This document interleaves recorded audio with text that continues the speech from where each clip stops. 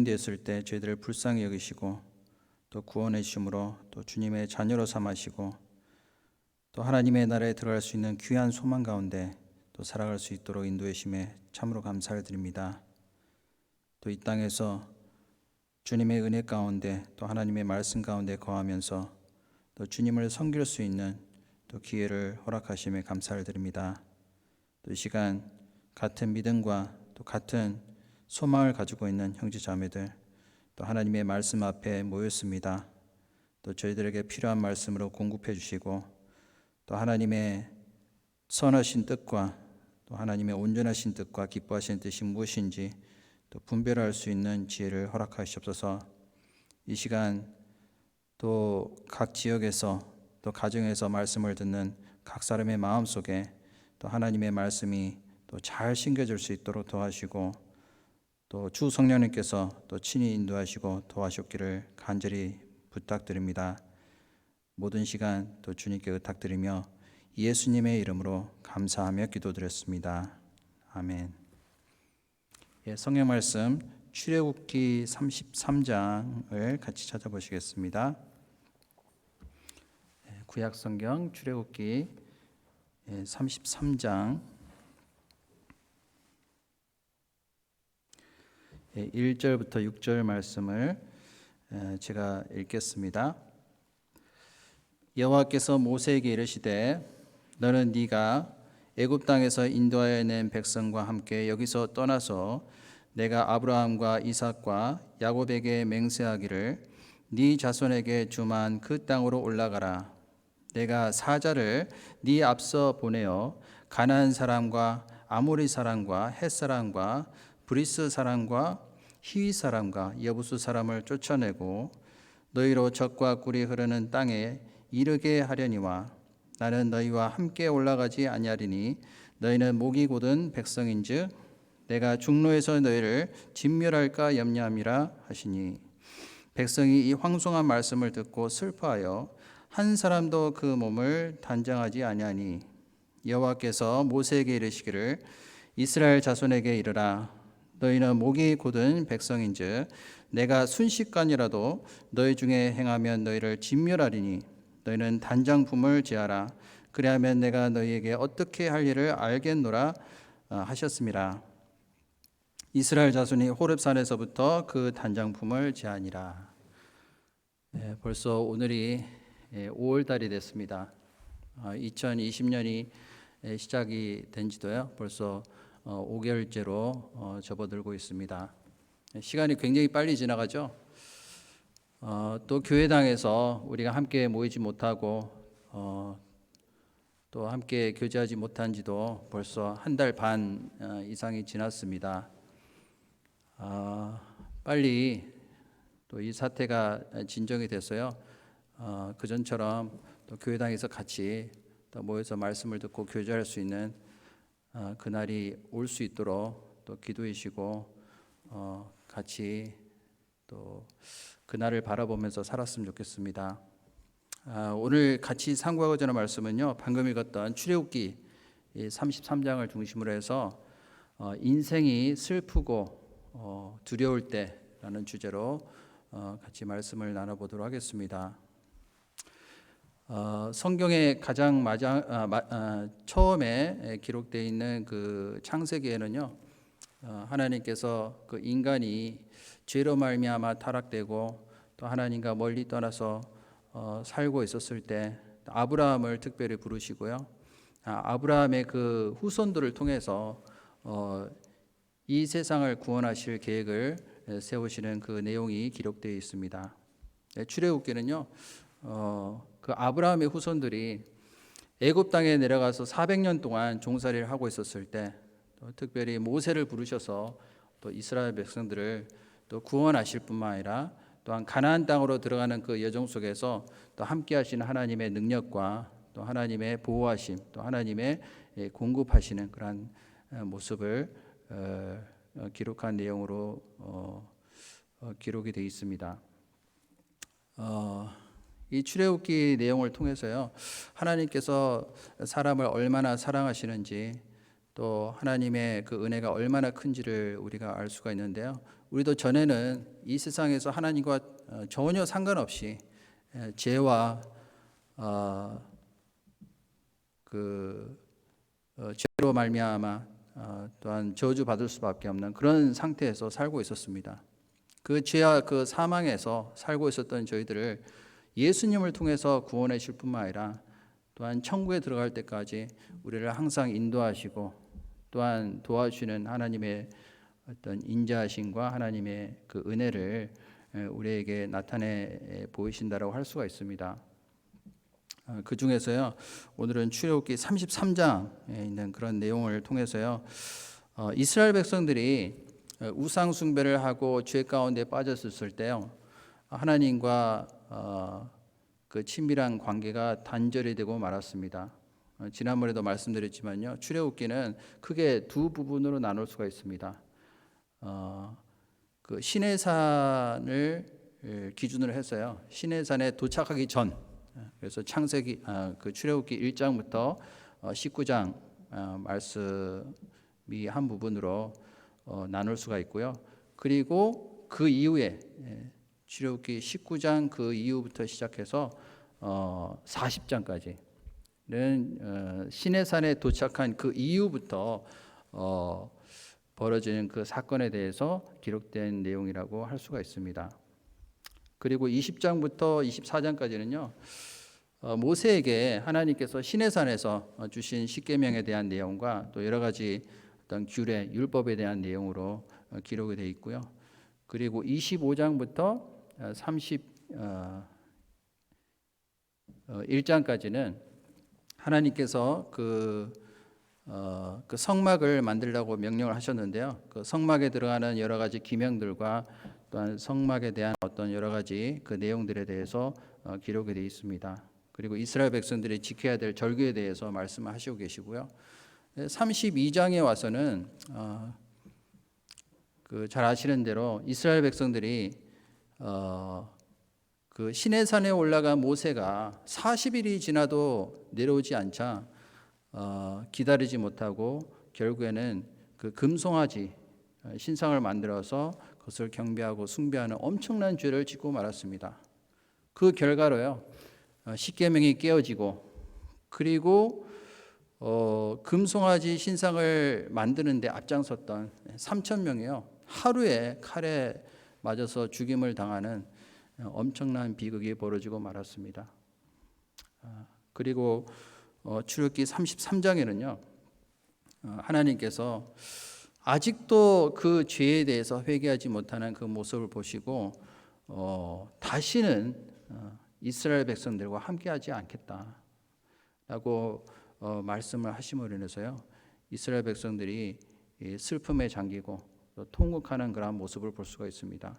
우리도 이 세상에서 살아갈 때요, 우리의 인생이 슬프고 또한 두렵고 너무나도 괴롭고 고통스러운 때가 분명히 있을 거라고 생각합니다. 그럴 때 어떻게 그 상황을 우리가 극복하고 또한 신앙을 회복할 수 있을지에 대해서 이 말씀을 통해서 같이 상고해 봤으면 좋겠습니다. 출애굽기 33장 1절에 보시면요, 여호와께서 모세에게 이르시되 너는 네가 애굽 땅에서 인도하여 낸 백성과 함께 여기서 떠나서 내가 아브라함과 이삭과 야곱에게 맹세하기를 네 자손에게 주만 그 땅으로 올라가라. 하나님께서는 한번 약속하신 것은 반드시 지키시는 분이잖아요. 이스라엘 백성들에게 약속하신 그 땅으로 올라가게 하시겠다라고 말씀하셨지만은, 그런데 그 앞에 보시면은 너는 네가 애굽 땅에서 인도하여 낸 백성, 이스라엘 백성들을 인도해서 낸 그 주체가요 완전히 바뀌고 말았습니다. 이 말씀 잠깐 접어두시고요, 출애굽기 20장을 한번 보도록 하겠습니다. 그 앞에 출애굽기 20장 2절에 보시면요,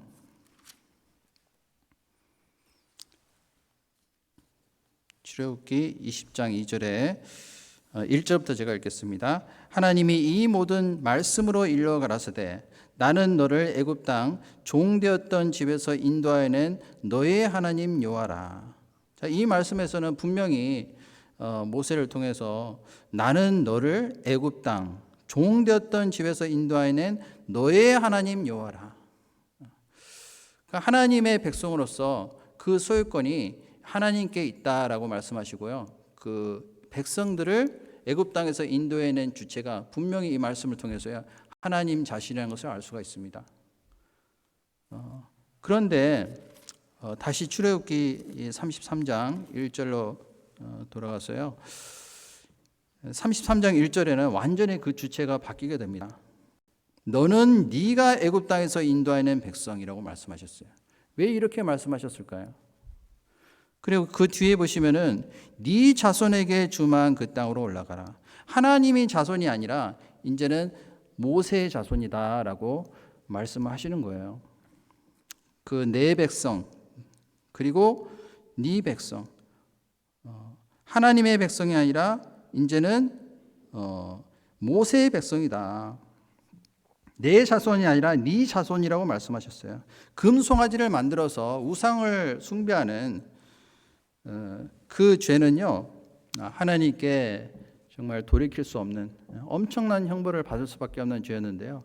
그렇게 죄를 짓게 되는 그 동기가 바로 하나님을 바라보지 못하고 하나님을 의지하지 못하고 보이는 사람을 의지했잖아요. 모세라는 그 사람이 마치 그들을 인도하고 또한 그들을 구해낸 어떤 구원자라고 착각하고 있는 겁니다. 그래서 하나님께서는 더 이상 이스라엘 백성을 자기의 백성으로 인정하지 않으시고 단지 한 인간인 모세의 백성으로 인정하시겠다라는 말씀이에요. 이것은 어떻게 보면요, 너무나도 정말 충격적인 그런 말씀이라고 볼 수가 있어요.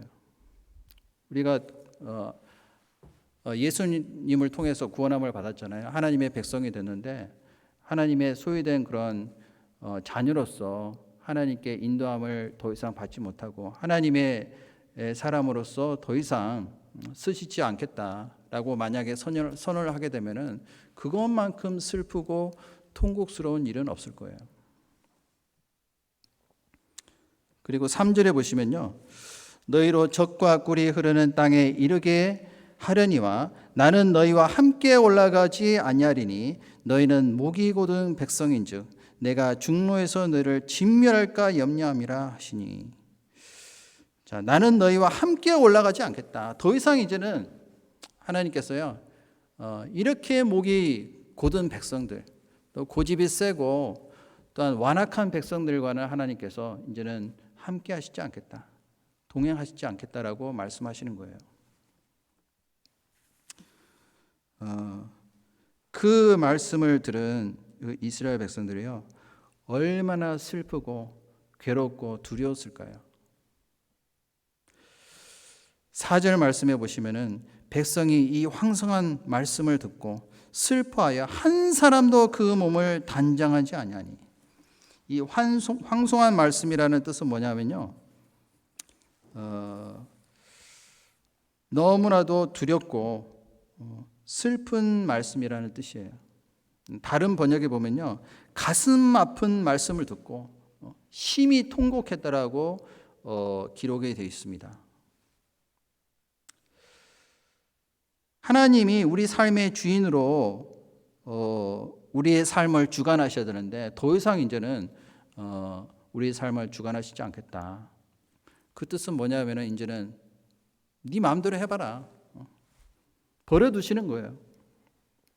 하나님도 우리를 자기의 소유로 인정하지 않겠다는 뜻이에요. 우리가 만약에 하나님을 우리의 주인으로 인정하지 않잖아요. 하나님도 우리를 버리십니다. 사실은 애굽 땅에서 이스라엘 백성들을 인도하는 그 과정 속에서요, 하나님이 여러 가지 능력을 나타내 보이셨어요. 그 홍해를 가르시는 그 기적을 통해서 하나님의 엄청난 구원의 능력을 나타내 보이셨잖아요. 또 광야에서 물이 없었을 때, 또 광야에서 먹을 것이 없었을 때 하나님께서 하늘 양식을 내려주셔서 먹여주셨습니다. 또 반석을 쳐서 물을 그들에게 공급해 주셨잖아요. 공급하시는 하나님의 능력도 그들이 봤습니다. 또 아말렉과의 그 싸움에서요, 그 전투에서 하나님께서 직접 싸워 주셨어요. 그리고 승리하는 그 모습도 그들이 직접 목격을 했습니다. 밤에는 구름 기둥으로, 밤에는 불 기둥으로, 낮에는 구름 기둥으로, 밤낮으로 인도하시는 하나님의 인도하시는 능력도 받습니다. 그런데 그 하나님을 완전히 잊어버리고 모세라는 그 한 사람, 그 개인을 바라보고 따라감으로 인해서 그들이 하나님과 점점 멀어지고 말았습니다. 이것이 얼마나 두렵고 슬픈 일인지 모릅니다. 그들은요, 보이는 사람을 바라봤습니다. 우리도 어떤 경우에는요, 사람을 따라가고 사람을 바라보게 되잖아요. 그러면 결국에는 실망할 수밖에 없고요, 낭망할 수밖에 없습니다. 결국에는 절망에 빠질 수밖에 없어요. 이 사람은 결코 하나님의 자리를 대신할 수가 없거든요. 우리는 어떤 상황과 어떤 형편에도 오로지 하나님의 말씀을 바라보고 변치 않는 그 하나님의 사랑을 우리가 항상 사모하면서 살아가야 되는데, 그렇지 못하고 상황에 따라서요, 우리 마음이 항상 변하는 것 같아요. 하나님의 그 사랑과 은혜는 변치 않잖아요. 말씀은 변치 않습니다. 어저께나 오늘이나 또 과거에나 또한 지금이나 현재나 또 미래에도 영원히 변치 않는 그 하나님의 말씀을 우리가 마음에 두고 있을 때 우리의 마음은 절대로 변치 않을 거예요.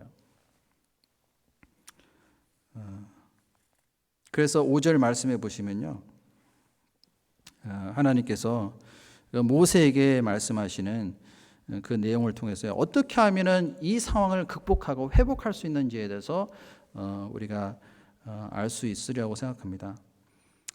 여호와께서 모세에게 이르시기를 이스라엘 자손에게 이르라. 너희는 목이 곧은 백성인즉 내가 순식간이라도 너희 중에 행하면 너희를 진멸하리니 너희는 단장품을 제하라. 그리하면 내가 너희에게 어떻게 할 일을 알겠노라 하셨습니다.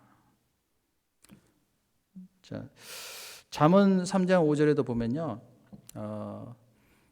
너희는 마음을 다하여 여호와를 의뢰하고 네 명철을 의지하지 말라. 범사의 그를 인정하라. 그리하면 네 길을 지도하시리라. 먼저 우리가 해야 될 일이 있거든요. 하나님은 우리의 마음의 동기를 항상 보십니다. 우리가 하나님을 멀리하면요, 하나님도 우리를 멀리하실 거예요. 우리가 하나님을 멸시하면 하나님도 우리를 경멸하십니다. 사무엘상 2장에 보시면은 나를 존중히 여기는 자를 내가 존중히 여기고 나를 멸시하는 자를 내가 경멸히 여기리라. 그들은요, 하나님을 멸시하고 경멸히 여겼어요.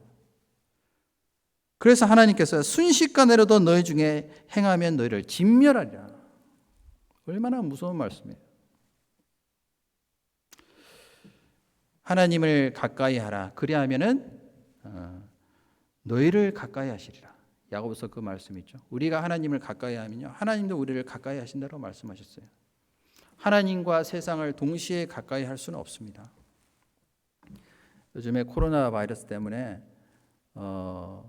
각 주에서 행정 명령이 떨어졌습니다. 잘 아시는 대로 사회적인 그 거리두기, 그러니까 무조건 다른 사람과 6피트 이상은 떨어져 있어야 됩니다. 거리를 두고 항상 다녀야 되죠. 어디 쇼핑을 갔을 때도 항상 사람들과 거리를 둬야 돼요. 그렇다고 해서 하나님과 거리를 두는 사람이 있어요. 사람과 거리를 두라고 행정명령을 내렸는데 뭐 그럴 수도 있겠죠. 그런데 내가 사랑하는 가족들과 거리를 두고 또 교회를 멀리하고 그리고 형제 자매들을 멀리하고 하나님을 가까이 하지 않는다면은 그것은 합당치 못한 그런 마음이라고 생각이 듭니다. 그러면 하나님을 가까이 하려면 어떻게 해야 되느냐? 하나님께서 분명한 해답을 주셨어요. 단장품을 제하라. 단장품이 뭘까요? 이 단장품이라는 것은 뭐냐면요, 이스라엘 백성들이 애굽 땅에서 가지고 있었던 그 단장품, 거기에는요 여러 가지 우상의 형상들이 조각이 되어 있습니다. 그것을 아직도 버리지 못하고 가지고 있었던 거예요. 그 뒤에 보시면 6절에 이스라엘 자손이 호렙산에서부터 그 단장품을 제하니라. 호렙산이라는 것은 신의 산이잖아요. 이스라엘 백성들이 우상을 만들어서 섬기는 그때에도 그 단장품을 가지고 있었습니다. 그 하나님을 온전히 의지하지 못하고요, 하나님과 동행하지 못하는 그 가운데서 우리 가운데 합당치 못한 죄가 있으면 그것을 다 버려야 되겠죠. 그렇지 않으면요, 하나님과 절대로 교제를 다시 회복할 수가 없습니다. 잠언 13장 20절에도 보면은 지혜로운 자와 동행하면은 지혜를 얻고 미련한 자와 동행하면은 해를 받으리라. 사람은요, 누구를 가까이 하고 또 누구를 섬기느냐에 따라서 그 사람의 어떤 그 방향이 틀려지고요, 운명이 틀려질 수도 있다라고 생각합니다. 마귀에게 속한 사람은요, 마귀에게 끌려서 살아갈 수밖에 없는 거예요. 이 죄의 어떤 사망의 권세에 의해서 끌려다닐 수밖에 없어요. 그런데 구원받은 이후에는요, 우리의 소유권이 분명해야 됩니다. 베드로전서 2장을 보겠습니다. 베드로전서 2장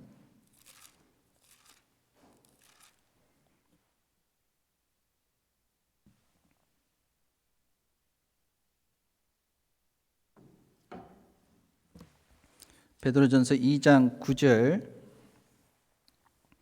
9절부터 10절 말씀 찾으셨으면 같이 읽겠습니다. 오직 너희는 택하신 족속이요 왕 같은 제사장들이요 거룩한 나라요 그의 소유된 백성이니 이는 너희를 어두운 데서 불러내어 그의 기이한 빛에 들어가게 하신 자의 아름다운 덕을 선전하게 하려 하심이라. 너희가 전에는 백성이 아니더니 이제는 하나님의 백성이요 전에는 긍휼을 얻지 못하였더니 이제는 긍휼을 얻은 자니라. 오직 너희는 택하신 족속이라고 말씀하셨어요. 이스라엘 백성들만 택하신 족속이고 백성이 아니라요, 신약 성경에 와서는 구원받은 모든 그리스도인들의 하나님의 택하신 족속이라고 말씀하셨습니다. 그와 동시에 왕 같은 제사장이요, 제사장만이 하나님께 나아갈 수 있는 특별한 권한을 가지고 있었잖아요, 구약 시대는. 그런데 이제는요, 하나님의 그 은혜로 인해서 구원을 받은 사람, 예수님의 피로 말미암아 하나님과 올바른 관계를 맺은 모든 사람은요, 이제 왕 같은 제사장이 됐습니다. 왕 같은 제사장들이여 거룩한 나라요 그의 소유된 백성이니, 하나님의 소유가 됐다는 뜻이에요. 하나님께 속해 있기 때문에 우리가 소유하는 모든 것도 하나님의 것이라는 것을 우리는 인정해야 됩니다. 예수님께서 비싼 핏값을 대신 지불하시고 우리를 사셨잖아요. 그 핏값을요, 우리가 어떻게 돈으로 환산할 수가 있겠어요? 우리가 죽을 때까지 주님의 은혜를 갚는다 할지라도 그것은 불가능할 거예요, 아마. 고린도후서 5장 17절에 보면 누구든지 그리스도 안에 있으면 새로운 피조물이라. 이전 것은 지나갔으니 보라 새 것이 되었도다. 고린도전서 10장 31절에도 보면은 너희가 먹든지 마시든지 무엇을 하든지 다 하나님의 영광을 위해서 하라라고 말씀하셨잖아요. 구원받기 전에는 그리스도 밖에 있었고 좁은 문을 통과한 이후에는 이제는 그리스도 안에 들어왔어요.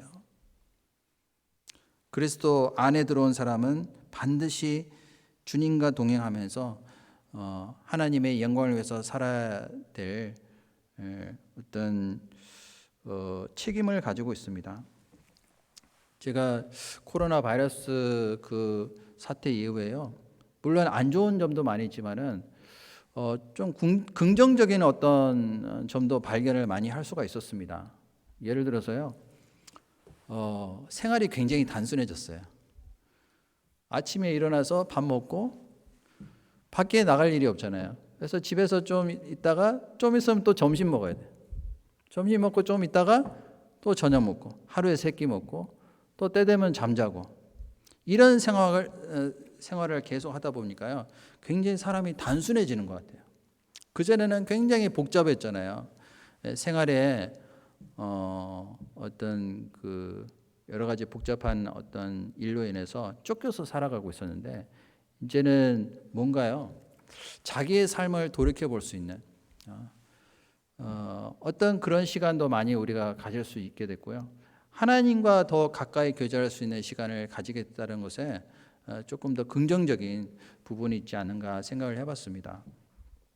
그리고 그전에는 보이지 않던 것들이 보여요. 뭔지 아세요? 그전에는 꽃이 그렇게 아름다운지 몰랐어요. 꽃들이 보이더라고요. 그리고 그전에는 씨앗들이 안 보였거든요. 근데 바람에 날려서 이렇게 날아다니는 씨앗도 보여요. 그리고 그전에는 들리지 않았던 것들이 들립니다. 아침에요, 이렇게 일어나서 보면은 새소리가 들립니다. 또 바람에 흔들리는 나뭇가지 소리도 들려요. 그런 미세한 소리들 들리거든요. 그런 것뿐만 아니라 하나님의 음성도 우리가 미세한 소리지만은 더 집중해서 들을 수 있는 것이 한 가지 긍정적인 어떤 부분이 아닌가 한번 생각을 해봤습니다. 또 요즘에 보면은 참 공기도 너무 맑잖아요. 점점 환경이 좋아지는 것 같아요. 어떻게 보면은 그러므로 해서 하나님과 더 친밀한 교제를 할 수 있는 그런 어떤 기회로서 삼는 것이 우리에게는 필요할 것이라고 생각을 해봅니다. 우리는 살아가다 보면요, 무엇이 중요하고 무엇이 덜 중요하고 이것을 잊어버리고 살아갈 때가 너무 많은 것 같아요. 그전에는 소중하게 생각하지 못했던 것들이요, 이제는 그것이 너무나도 소중했구나. 그 순간들이, 그 시간들이 나에게 얼마나 중요하고 귀중했던 그 순간들이든지 잊어버리고 살고 있었는데, 이제는 돌이켜서 생각해 보면요, 그때 교제하고 같이 만나서 밥 먹고 같이 그 얼굴을 보면서 교제했었던 그 순간들이 너무 이제는 그립고요. 그 교회당에 와서 말씀을 듣는 것이 그전에는 그렇게 소중한 것인지 몰랐는데, 그것이 너무나도 귀중하고 소중했던 순간들이었구나. 다시 한번 회상을 해보게 되는 것 같아요. 우리는 하나님의 은혜를요, 그전에는 잘 몰랐는데, 이것이 정말 소중한 것이었구나. 내가 가지고 있는 이 믿음이, 이 구원이 얼마나 귀중하고 정말 값진 것이었구나라는 것을요, 요즘에 와서는 더 뼈저리게 느끼게 될 수 있는 것 같습니다. 하나님의 은혜를 멸시하고요, 모독하는 일, 그것만큼 정말 하나님 앞에서 큰 죄는 없는 것 같아요. 이스라엘 백성들은요, 하나님의 은혜를 잊어버렸어요. 그것이 얼마나 소중한 것인지 또 귀중한 것인지를 완전히 잊어버리고 하나님이 멀리 떠나버리고 만 거예요. 하나님과의 교제가 깨지게 되면요, 그때부터는 마음의 평강이 깨집니다. 그것만큼 슬프고 괴로운 일은 없을 거예요. 그것만큼 두렵고요, 정말 고통스러운 순간은 없을 거라고 생각합니다. 이 가슴 아픈 소식을 듣고요, 이스라엘 백성들이 통곡을 했습니다.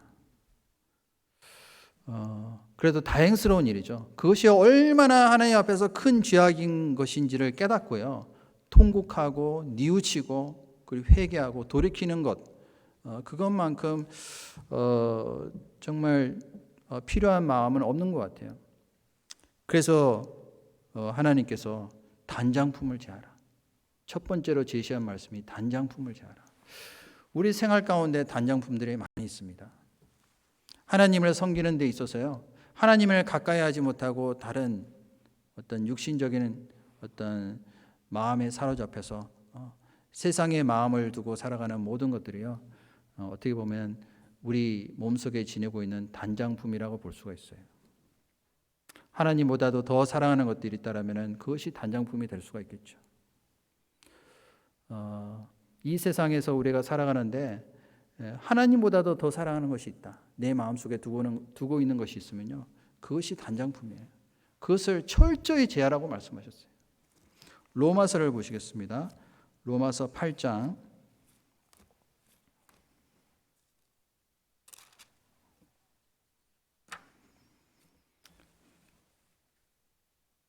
로마서 8장 5절부터 보겠습니다. 로마서 8장 5절부터 제가 읽겠습니다.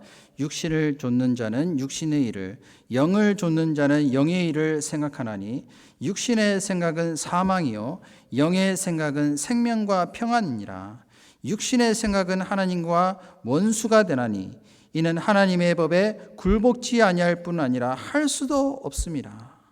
육신에 있는 자들은 하나님을 기쁘시게 할 수 없느니라. 만일 너희 속에 하나님의 영이 거하시면 너희가 육신에 있지 아니하고 영에 있나니 누구든지 그리스도의 영이 없으면 그리스도의 사람이 아니라. 12절 13절 말씀도 같이 읽겠습니다. 그러므로 형제들아 우리가 빚진 자로 돼 육신에게 져서 육신대로 살 것이 아니니라. 너희가 육신대로 살면 반드시 죽을 것이로되 영으로서 몸의 행실을 죽이면 살리라.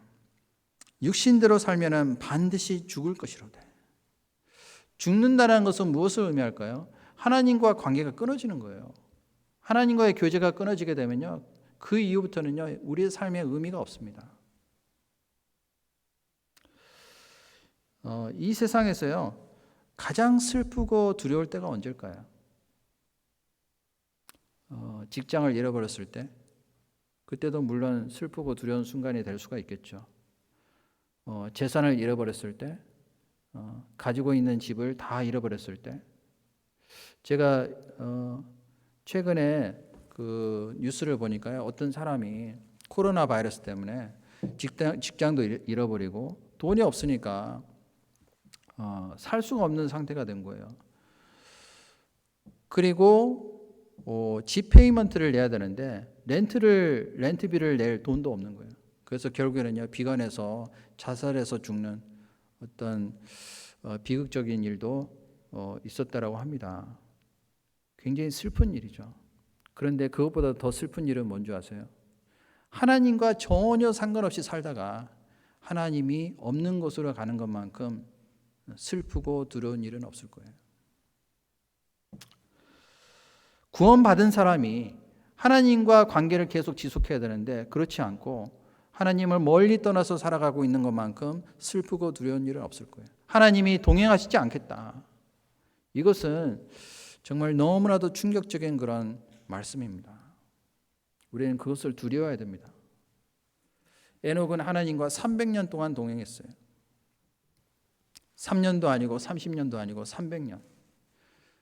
그러다가 에녹은 죽음을 보지 않고 들림을 받았습니다. 그 인생이야말로 정말 하나님 앞에서 가장 값지고 축복된 인생이라고 볼 수가 있어요. 또 이 세상에서요 정말 안타까운 사연들이 많이 있습니다. 정말 슬프고 두려운 일들이 많이 있습니다. 코로나 바이러스 때문에 그 감염이 돼가지고요 이제 죽을 수밖에 없는 거예요. 사형 선고가 내려졌습니다. 이제 며칠밖에 살 수가 없는 거예요. 지금 치료제가 없으니까요. 한번 걸리게 되면은 그것이 점점 이제 악화가 되잖아요. 방법이 없어요. 이제는 죽음을 앞두고 이제 생을 이별해야 되는 그런 순간이 점점 다가옵니다. 가족들과 만날 수 없는 그런 상황에서 홀로요 죽음을 맞이해야 되는 거예요. 어떤 사람은요 창문을 앞에 두고 가족들과 이별을 합니다. 만나지 못하고요 그냥 얼굴만 보고 눈물을 흘립니다. 그런 모습을 보면 너무나도 통곡할 수밖에 없는 그런 상황이잖아요. 너무나도 슬프고 두려운 상황인 거예요. 스마트폰을 통해서 그냥 얼굴만 보고 통화를 합니다. 그리고 홀로 그 죽음을 맞이하는 거예요. 근데 그거보다 더 슬프고 두려운 일은 하나님을 믿는 믿음이 없는 상태에서 자기의 영혼에 대한 어떤 확신이 없는 상태에서 죽음을 맞이한다면요 그것만큼 슬프고 두려운 일은 없을 거예요. 이 세상에서 아담의 자손으로서 저주 아래에 살아가는 모든 사람들은요 한번 생각을 해봐야 될 거예요. 가장 시급한 문제는 바로 죄에 대한 문제를 해결하고 하나님과의 올바른 관계를 맺는 거잖아요. 그것만큼 중요한 일은 이 인생에 있어서 없을 거예요. 최초의 인간인 아담과 하와, 그들이 가장 슬프고 두려웠을 때는 언제였을까요? 하나님께서 먹지 말라고 명령하신 그 선악을 알게 하는 나무 실과를 따먹기 전에는요, 하나님과의 올바른 관계를 가지고 있었습니다. 정말 하나님께서 주신 모든 것들을 다 누리고 기쁘고 행복하게 살고 있었어요. 그런데 결국에는 마귀의 말을 듣고 그 말씀을 불순종함으로 인해서 죄로 말미암아 타락된 그 상태에서는요, 이제는 더 이상 하나님과의 교제를 나눌 수가 없는 거예요. 그리고 하나님께서 그것을 먹는 날에는 정령 죽으리라 라고 말씀하신 것을 기억하고 땅을 치면서 통곡했을 겁니다. 하나님의 말씀을 불순종함으로 인해서 이제는 더 이상 하나님과 살 수 없는 영적인 죽음, 죄의 삭은 사망이라고 말씀하셨잖아요. 그리고 하나님께서 아담을 부르실 때 네가 어디 있느냐, 그 목소리만큼 두렵고 고통스러운 순간은 없었을 거예요. 네가 어디 있느냐. 그때 아담이 뭐라고 했죠? 내가 벗었으므로 두려하여 숨었나이다.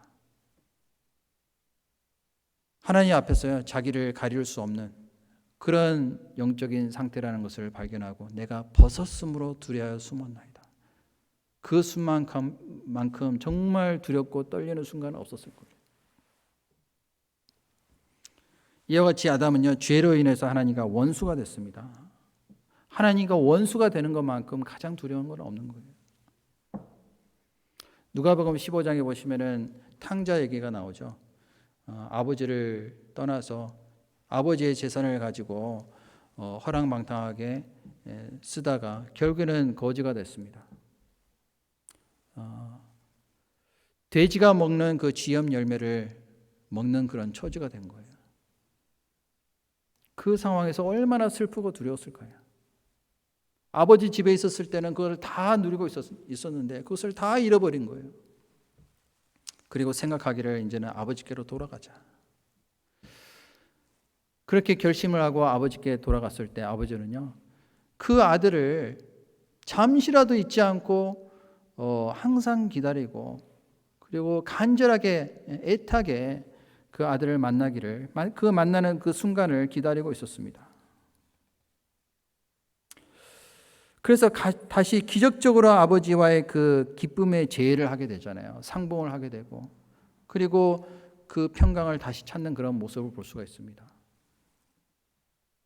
이와 같이 이 세상에 사는 모든 사람들은요, 하나님의 심판을 반드시 두려워해야 됩니다. 하나님을 멀리 떠나서는요, 결코 이 세상에서 만족과 행복이 없구나. 돌아가면 하나님 받아주신다고 말씀하셨잖아요. 이사야서 38장 17절에 보시면은 보옵소서 내게 큰 고통을 더하신 것은 내게 평안을 주려 하심이라. 주께서 내 영혼을 사랑하사 나를 멸망의 구덩이에서 건지셨고 나의 모든 죄는 주의 등 뒤에 던지셨나이다. 내 허물을 빽빽한 구름에 사라진 같이 안개에 사라진 같이 도말하였으니 너는 내게로 돌아오라. 내가 너를 구속하였습니다. 지금도 하나님은요, 간절히 애타게 죄인들이 돌아오기를 기다리고 계십니다. 자, 하나님께 돌아가면요, 벌써 이미 다 사해 놓으셨기 때문에 받아주신다라고 약속하셨잖아요. 그러면 하나님과 이제는 다시 관계가 회복이 되는 거예요. 그것이야말로 더할 나위 없이 기쁘고 또한 복된 소식은 없을 겁니다. 하나님과 동행할 때 우리는 비로소 온전한 평강을 누릴 수가 있어요. 노아 시대 때요, 사람들이요, 자기의 만족을 위해서만, 자기의 쾌락을 위해서만 살아갔습니다.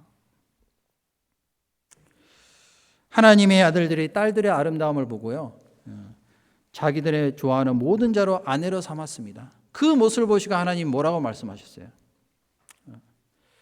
여호와께서 가라사대 나의 신이 영원히 사람과 함께 하지 아니하리니 저희가 육체가 됩니다. 그러나 그들의 날은 120년이 되리라. 그 말씀하셨잖아요. 창세기 6장 한번 보겠습니다. 창세기 6장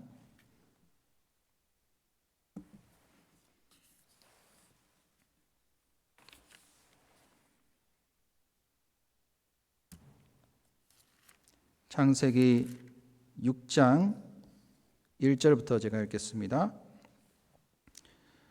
사람이 땅 위에 번성하기 시작할 때 그들에게서 딸들이 나니 하나님의 아들들이 사람의 딸들의 아름다움을 보고 자기들의 좋아하는 모든 자로 아내를 삼는지라. 여호와께서 가라사대 나의 신이 영원히 사람과 함께하지 아니하리니 이는 그들이 육체가 됨이라. 그러나 그들의 날은 120년이 되리라 하시니라. 창세기 5장에 보면은 그 아담의 계보 중에서요, 그 셋의 계보들이 쭉 소개가 되고 있습니다. 그 노아는 아담의 10대 손이죠. 그런데 그 노아가 500세 된 이후에 사람이 땅 위에 번성하기 시작할 때 얼마나 번성했을까요? 아마도 한 50억, 60억? 지금 세계 인구가 70억이잖아요. 70억 넘은 지가 꽤 오래됐죠. 아마도 그보다 더 많은 인구가 살고 있었을지도 몰라요. 그런데 문제는 하나님의 아들들이 사람의 딸들의 아름다움을 보고 자기의 좋아하는 모든 자로 아내를 삼는지라. 셋의 자손과 그리고 가인의 자손이 섞이고 말았습니다. 하나님께서요, 나의 신이 영원히 사람과 함께하지 아니리. 이것만큼 슬프고요, 땅을 치고 통곡해야 될 말씀은 없을 거예요. 너무나도 두렵고 너무나도 고통스러운 말씀이에요. 120년이라는 기간을 주셨습니다. 방주를 통해서 구원을 받을 수 있는 기회를 주셨지만은 결국 돌이키지 못했잖아요. 하나님께서 그렇게 많은 기회를 주셨는데 결국에는 하나님의 은혜와 사랑을 배척하고요, 자기의 그 좋아하는 걸로 자기의 육신의 소욕으로 삼고 쾌락을 위해서 살아가는 모든 사람들이요, 결국에는 하나님과 상관없이 살다가 하나님이 상관없는 곳으로 가는 것만큼 너무나도 두렵고 슬픈 순간은 없을 겁니다. 그런데 방주에 들어간 그 노아와 그 식구들은요, 심판을 피할 수 있을 뿐만 아니라 하나님의 축복을 받을 수가 있게 됐습니다. 지금도 하나님은요, 죄인들을 부르시고 계셔요. 구원받은 사람이 가장 슬프고 두려운 순간은 언제일까요? 구원받은 성도는 영원한 멸망과 지옥의 심판은 없지만 죄로 인해서 하나님의 사이가 벌어지고 점점 멀어질 때, 더 이상 하나님의 보호하심과 인도하심을 받지 못하고 살아갈 때, 그 순간만큼 두렵고 슬픈 순간은 없을 거예요. 하나님의 말씀에 불순종한 그 사울 왕, 이스라엘의 초대 왕이었던 그 사울 왕, 하나님께 기름 부음을 받았습니다. 그런데 하나님의 말씀에 불순종함으로 했어요. 하나님께 버림을 받고 말았어요. 사무엘상 15장을 보겠습니다. 사무엘상 15장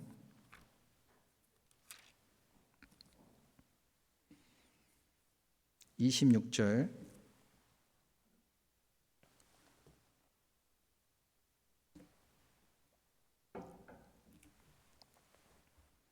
사무엘상 15장 26절 말씀을 제가 읽겠습니다.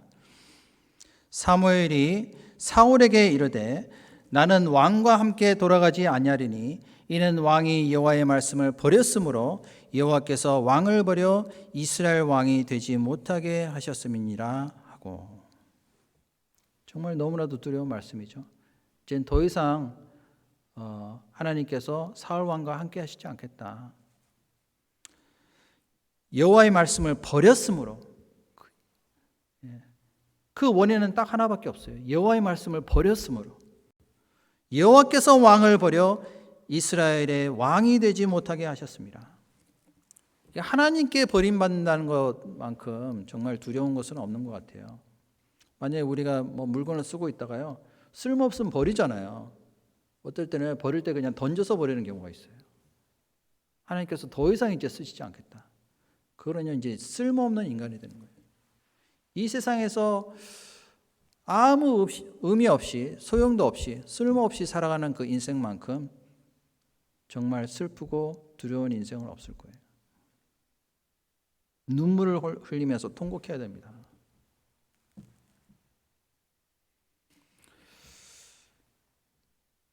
하나님께서 아말렉 족속을 완전히 진멸하라고 말씀하셨는데요. 그 말씀을 불순종했어요. 사울 왕은 좋은 곳으로 남겼습니다. 자기가 좋게 생각하는 것을 남겼어요. 하나님의 말씀을 듣지 않았습니다. 아말렉 왕인 아각 왕도 죽이지 않았어요. 이 아말렉 족속은 누구를 가리킬까요? 에서의 자손입니다. 잘 아시는 대로. 이 에서는요, 하나님의 축복을 멸시했어요. 그래서 장자의 축복을 받을 수 있는 그런 상태임에도 불구하고 그것을 팔아버렸잖아요. 야곱이 그것을 독차지했죠. 이 에서는요, 육신의 소욕을 위해서만 따라가는 모든 사람의 모습이라고 볼 수가 있습니다. 이 아말렉 족속, 우리 속에도요, 이 아말렉 족속이 있을 수도 있어요. 그것을 다 제거해야 되는데, 완전히 다 죽여야 되는데 아직도 죽지 않고 살아남아 있어요. 어떤 육신의 생각이 아직도 살아서 움직이는 것을 볼 수가 있습니다. 그러면요, 결국에는 하나님께서 버리실 거예요. 말씀을 버렸기 때문에 하나님께서도 우리를 버리신다라고 말씀하실 수가 있습니다.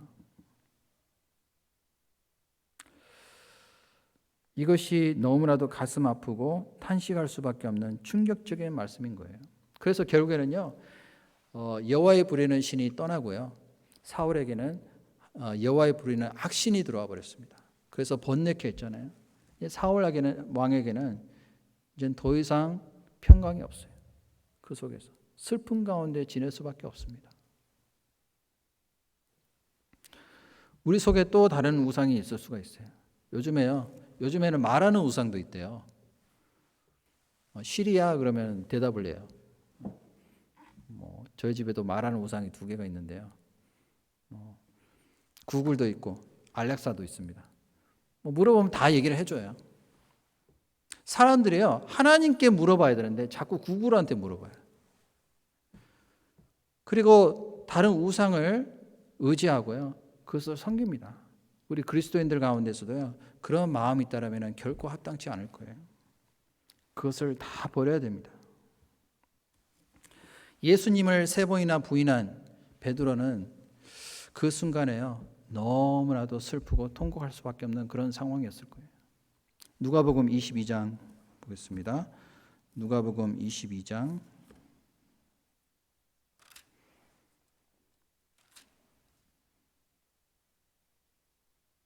60절. 누가복음 22장 60절 말씀 제가 읽겠습니다. 베드로가 가로되 이 사람아, 나는 너 하는 말을 알지 못하노라. 방금 말할 때 닭이 곧 울더라. 주께서 돌이켜 베드로를 보시니 베드로가 주의 말씀 곧 오늘 닭 울기 전에 네가 3번 나를 부인하리라 하심이 생각나서 62절에 뭐라고요? 밖에 나가서 심히 통곡하니라. 예수님을 3번이나 부인한 이 베드로는요, 얼마나 슬프고 괴롭고 정말 두려웠을까요? 평상시에 그 예수님을 가장 가까이 따라갔던 이 베드로, 수제자였잖아요. 그런데 예수님이 재판받으실 때 이 베드로는 멀찍이 따라갔습니다. 예수님은 멀리한 거예요. 54절 보시면요. 예수를 잡아 끌고 대제사장의 집으로 들어갈새 베드로가 멀찍이 따라가니라. 누구를요? 예수님을. 그전에는 예수님을 가까이 따라갔는데 이제 두려운 상황이 됐잖아요. 상황을 보고 형편을 보니까 마음에 두려움이 생겼습니다. 그래서 예수님을 멀찍이 따라갔어요. 이것이 불행의 시작이었습니다. 결국에는 예수님을 3번이나 부인했잖아요. 그것도 한낱 그 계집종 앞에서 그냥 부인할 뿐만 아니라 저주하면서 부인했어요. 저주하면서. 그리고 닭 우는 소리를 들었을 때, 부인하고 난 다음에 닭 우는 소리를 들었을 거 아니에요. 그 순간에 예수님께서 자기에게 하신 말씀이 생각이 나서 통곡하고 울었습니다.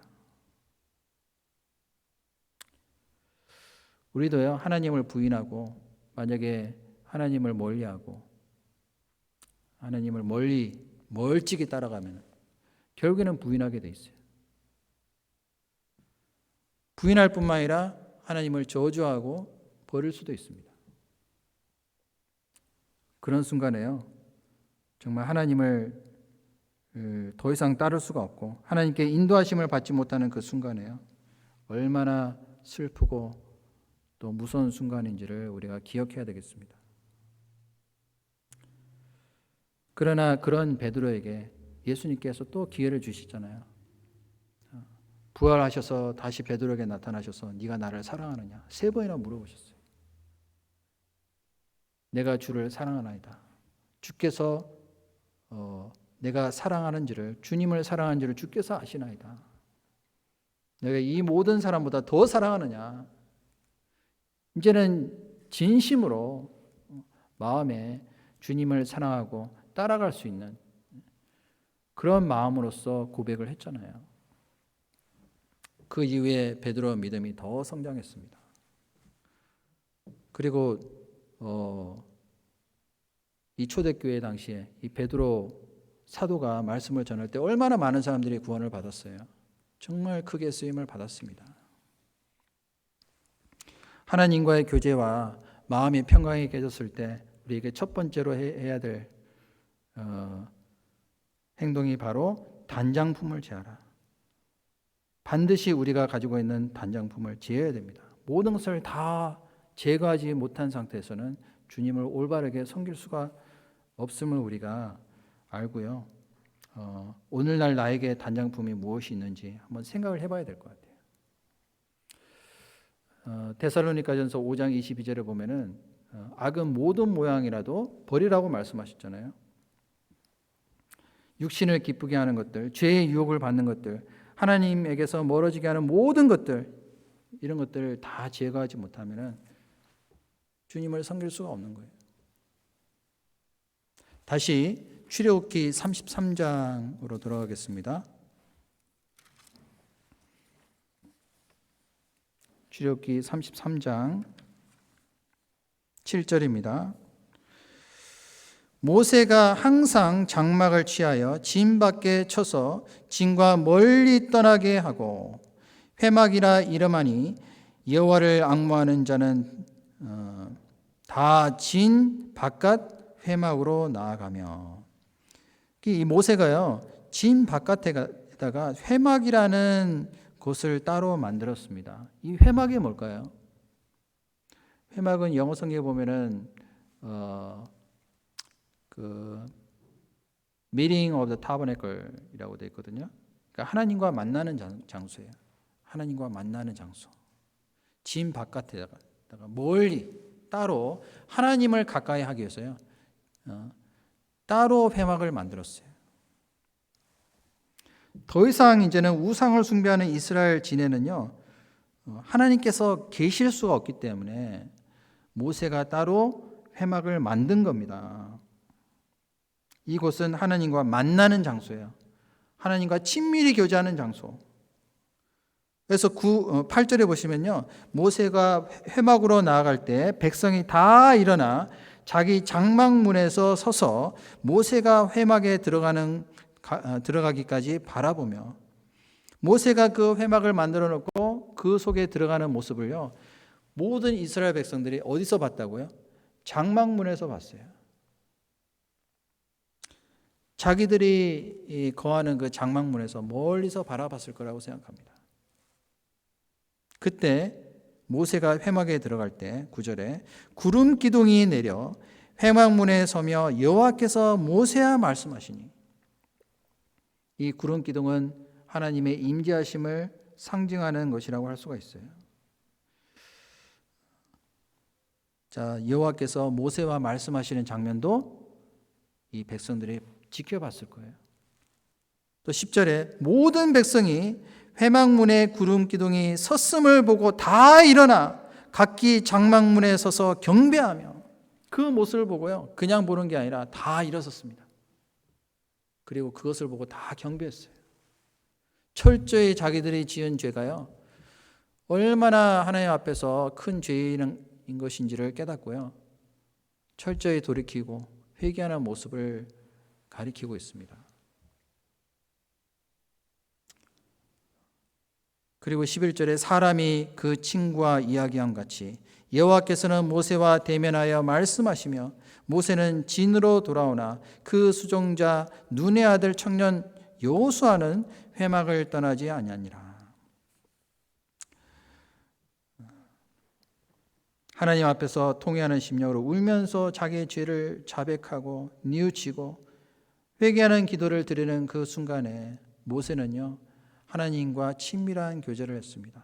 친구가 사람이 그 친구와 이야기함 같이 여호와께서 모세와 대면하여 말씀하시되, 무슨 말씀을 나눴을까요? 서로 보통 이제 친구하고 대화할 때요, 자기가 평소에 가지고 있는 고민도 다 털어놓을 수가 있겠죠. 아주 친밀하게. 이처럼 하나님과 교제할 때요, 기도를 통해서 친구와 대화하듯이 우리의 모든 소원과 사정을 허심탄회하게 다 내려놓고요, 하나님께 아뢰할 수 있어야 되겠습니다. 평소에 가깝게 친밀하게 교제하고 있잖아요. 그러면요, 특별히 내가 그 친구에게 부탁을 할 때 그 친구가 흔쾌히 그것을 들어주고, 또 그 요구를 들어주고, 또 내가 원하는 부탁을 들어줄 수가 있겠죠. 하나님도 마찬가지예요. 평소에 우리가 친밀한 교제를 하고 있어야지만이 하나님께 어떤 특별한 일을 부탁을 드릴 수 있을 거라고 생각합니다. 모세는요, 항상 하나님과 그 친구와 대면에서 얘기하듯이 친밀한 교제를 나누고 있었어요.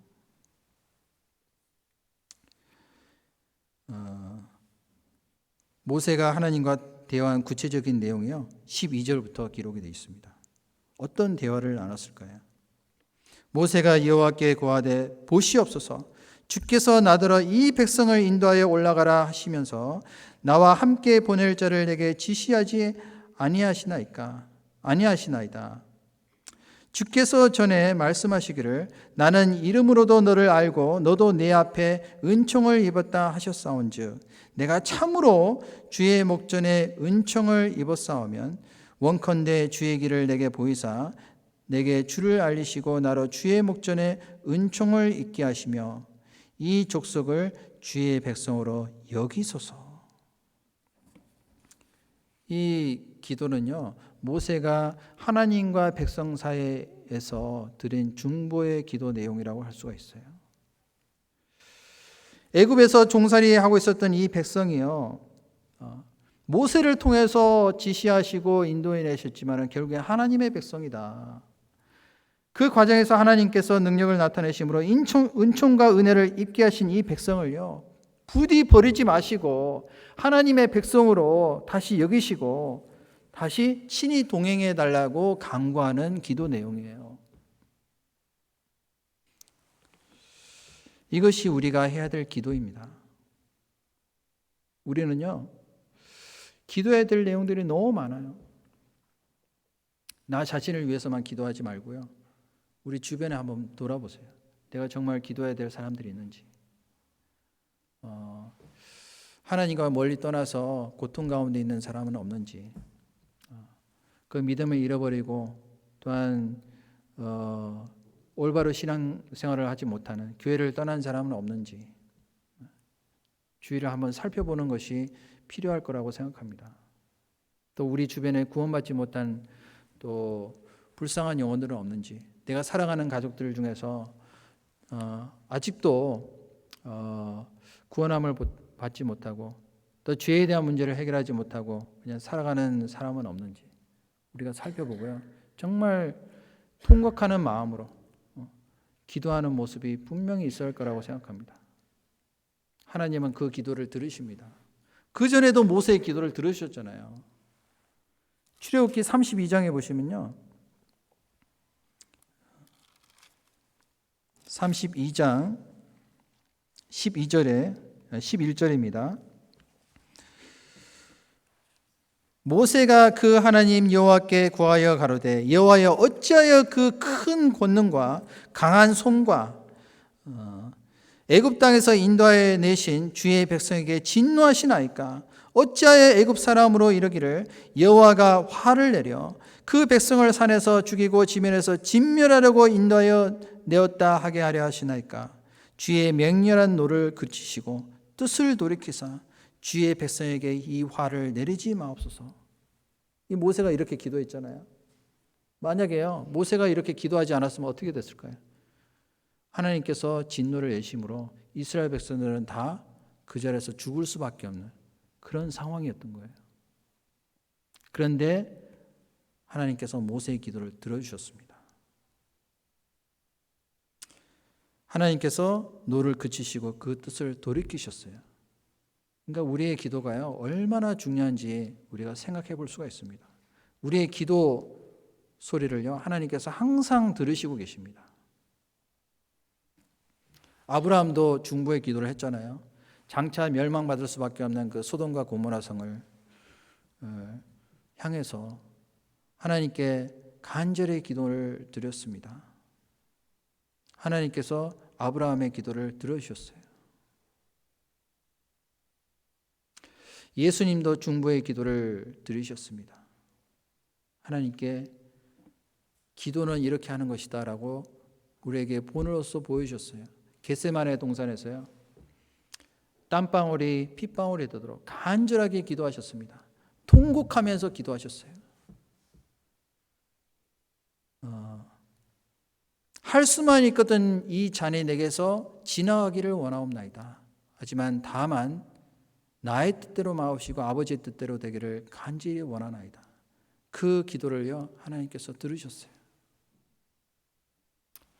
주님은 지금도 기도하시고 계십니다. 하나님의 보좌 우편에 앉으셔서요, 지금도 구원받지 못한 영혼들을 향해서 간절히 기도하시고 계시고요, 또 구원받은 성도들을 위해서 기도하시고 계십니다.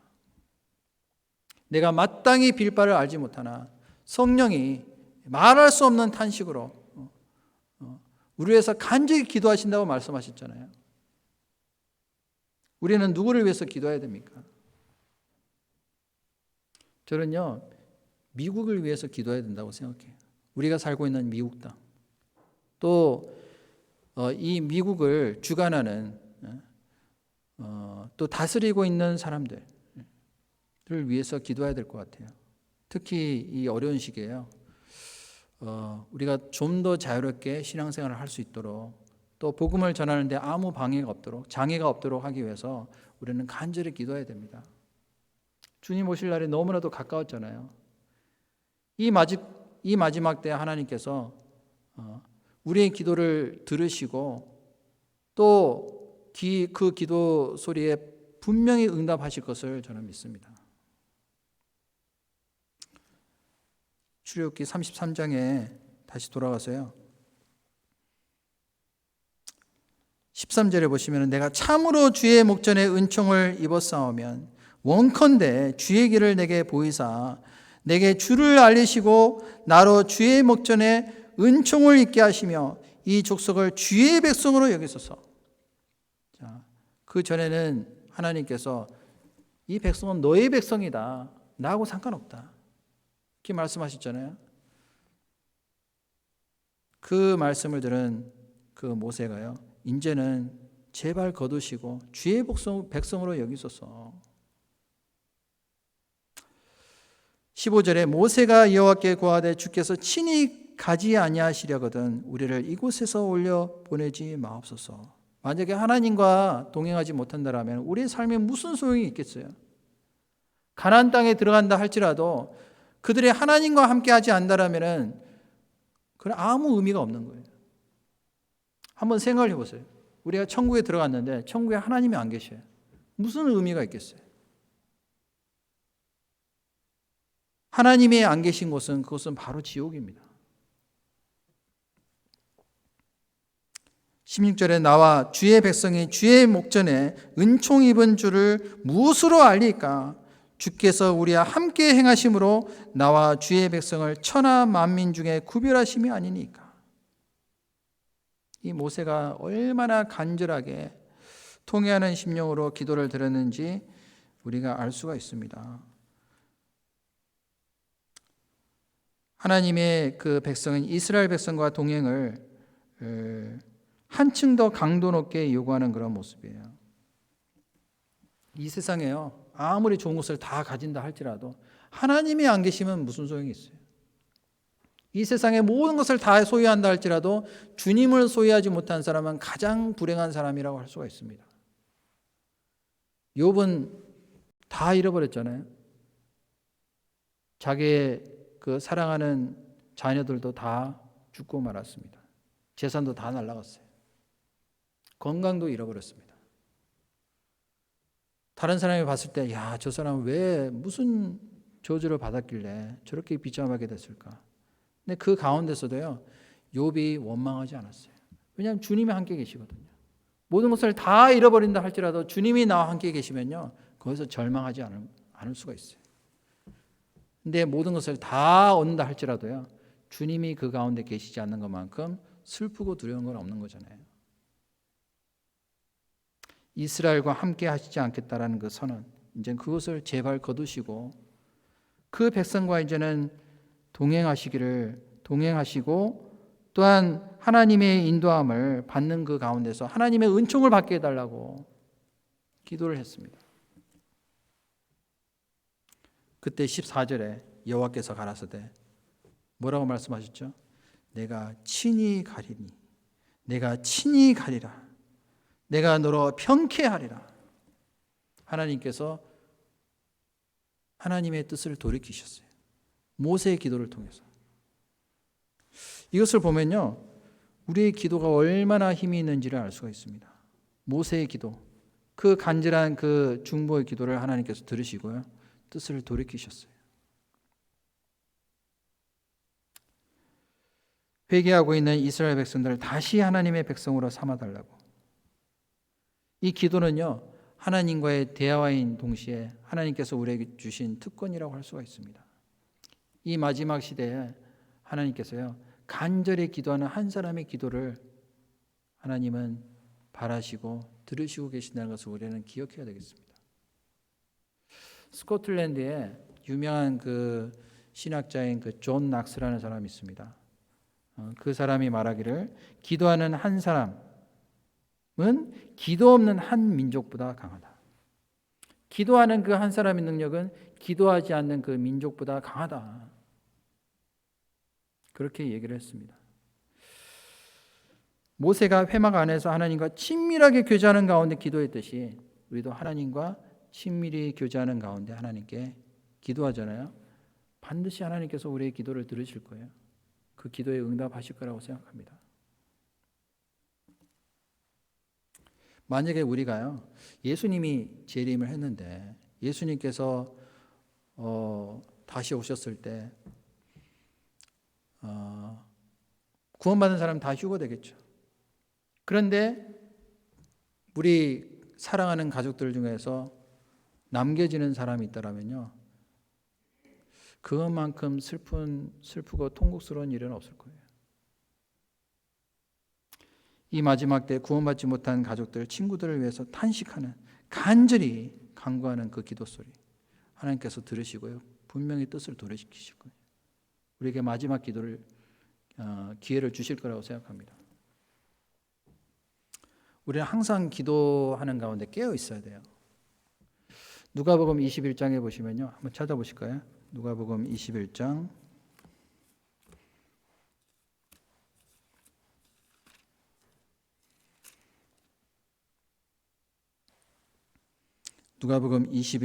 34절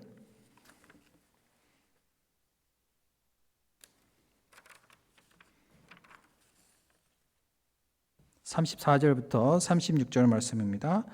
너희는 스스로 조심하라.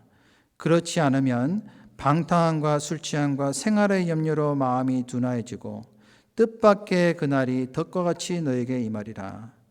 이날은 온 지구상에 거하는 모든 사람에게 임하리라. 36절은 같이 읽겠습니다. 이러므로 너희는 장차 올 이 모든 일을 능히 피하고 인자 앞에 서도록 항상 기도하며 깨어있으라 하시니라. 너희는 스스로 조심하라. 특히 우리가 살고 있는 이 시대, 바이러스만 조심할 것이 아니고요. 뭘 조심해야 될까요? 바이러스에 걸리는 것보다 더 우리가 중요하게 생각해야 될 것은 이 마지막 때 방탕함과 술 취함과 생활의 염려로 마음이 둔해질까 봐. 마음이 둔해질 수가 있잖아요. 나도 모르게 하나님과 멀어지고. 그래서 그렇게 되지 않도록 우리가 스스로 조심하고, 그리고 너희는 장차 올 이 모든 일을 능히 피하고. 장차 올 이 모든 일이 뭘까요? 앞으로 어떤 환란이 있을지 우리는 말씀을 통해서 알 수가 있습니다. 이것은 재난의 시작이라고 말씀하셨어요. 인자 앞에 서는 그 순간, 예수님이 오셨을 때 우리는 하나님 앞에 반드시 서는 순간이 오게 될 거예요. 그냥 만나는 것이 아니라 우리가 단장하고 있어야 됩니다. 단장품을 제해야지만이 단장할 수가 있어요. 모든 단장품을 제하고 신랑을 맞이하는 그 신부, 깨끗한 그 신부, 정결한 신부로서 우리가 하나님 앞에서 서는 그것을 위해서 우리가요 항상 기도하고 스스로 조심하고 깨어 있어야 될 것을 말씀하시는 거예요. 지금 예수님이 오시는 발자국 소리 들리세요? 저는 들리는 것 같아요. 저보. 이제 곧 들어오시려고 지금 기다리시고 계세요. 이제 문만 열면은 이제 들어오시는 거예요. 문만 열면은. 우리는 중보 기도를 통해서 주님 조금만 기다려달라고. 마태복음 24장 14절 보면은 이 천국 복음이 모든 민족에게 증거되게 위하여 온 세상에 전파되리니 그제야 끝이 오리라. 이 천국 복음이 온 세상에 증거됩니다. 구원받을 사람을 보시고요, 구원받을 만한 믿음을 보시고 하나님께서 건져주실 마지막 때, 그 노아 방주 그 사건을 보게 되면요, 하나님의 성품을 우리가 알 수가 있습니다. 하나님께서 120년이라는 기간을 주셨잖아요. 그리고 충분한 기회를 주시고 피할 수 있는 길도 주셨어요. 방주를 예비하라고 말씀하셨잖아요. 그리고 모든 짐승들이 남녀 한 쌍, 암수 한 쌍씩 들어갔어요. 엄청난 기적이잖아요. 그리고 난 다음에 7일이라는 기간을 또 주셨어요. 7일. 그러고 난 다음에 방주 안에 노아와 그 식구들이 들어가고 하나님께서 방주의 문을 닫으셨습니다. 지금이 그 순간인 것 같아요.